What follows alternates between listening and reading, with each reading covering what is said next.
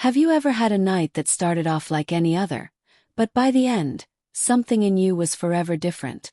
That evening, I hadn't intended to speak to anyone. Honestly, I hadn't even planned to leave my room.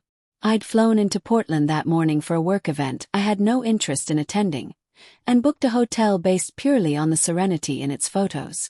I thought what I needed was peace. But maybe, deep down, what I truly needed was a connection. The kind that doesn't arrive loudly, but drifts in like a soft breeze, unexpected and quiet. I wandered down to the lounge just to grab a drink. The place was nearly empty. Soft jazz floated through the air, rain drizzled down tall glass windows, and a few guests sat scattered in thoughtful silence, each in their own little world. And then I saw him. He wasn't striking in any conventional way. But there was something about the way he sat, shoulders slightly curled forward, both hands wrapped around a coffee mug like it was holding more than just warmth. His expression was distant but not blank. He seemed to move through time differently, more slowly, more deliberately than the rush of the world around him. And without really thinking about it, I said the first thing that entered my head. "You don't have to sit all the way over there." His gaze lifted, surprised but not startled, as if my voice had quietly broken through a daydream. Our eyes locked, and in his look I saw something soft, curious, hesitant but open. After a pause, he stood, picked up his cup, and made his way over. He sat down beside me, not close enough to assume, but near enough to share space. There was a calming stillness in him. His name was Jason. And although I didn't know it then, he was about to become the first person in a long time to truly see me. Our conversation started slowly, like two people feeling their way through a fog. He told me he was from Colorado, taking a break from all the noise back home. I confessed that I was between jobs, between places, between versions of myself I hadn't quite figured out yet. He didn't just hear me, he listened. Really listened. Not in that way people do when they're just waiting for their turn to speak, but with genuine attention. And that did something to me. Without realizing it, I let my guard begin to fall. Not out of effort but because it felt safe. There was no flirtation, no performance. Just two strangers sharing a quiet moment, trading truths like fragments of a puzzle that oddly fit. I hadn't felt that kind of ease in what felt like years. The longer we talked, the more I noticed the small things. The way he always cradled his mug with both hands. The low, warm sound of his laugh. Real, not performative. Eventually I leaned in. Not because I couldn't hear him, but because something about being closer just felt right. I remember wondering, why does this feel different? Why does it feel so grounding? Jason said something then that I'll never forget. "I don't think timing is ever perfect," he murmured. "It's more about whether we're ready. Even if the timing is right, it won't matter if we're closed off." That hit deeper than I expected. I'd spent so long sealing up doors inside me, shielding myself from letdowns, pretending that needing no one was strength. And now, here I was, beside someone I'd just met, letting my heart quietly creak open, like a window catching the scent of summer air. We let the silence come. But it wasn't empty, it was full, intimate.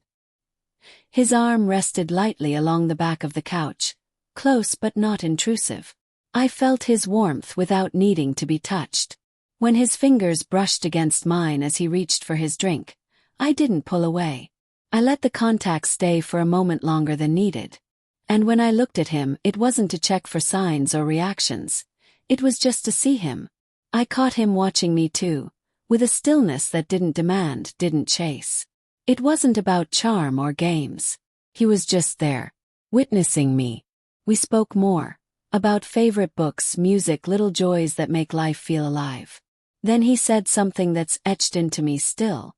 "You move like someone who still dances, but not with your feet anymore." It wasn't the kind of line that flatters your vanity. It was the kind that reaches something much deeper. And in that moment, I wasn't looking for love or approval. I simply felt known.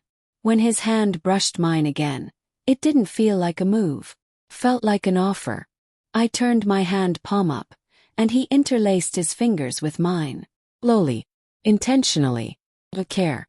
That one gesture spoke louder than 1,000 words. He leaned in slightly, shoulder touching mine, and I let my head rest against him. We didn't kiss. We didn't need to.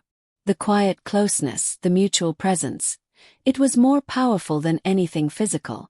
Jason told me he didn't believe in rushing.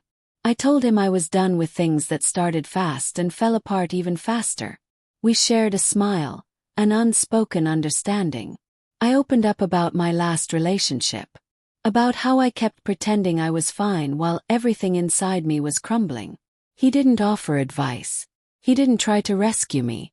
He simply listened.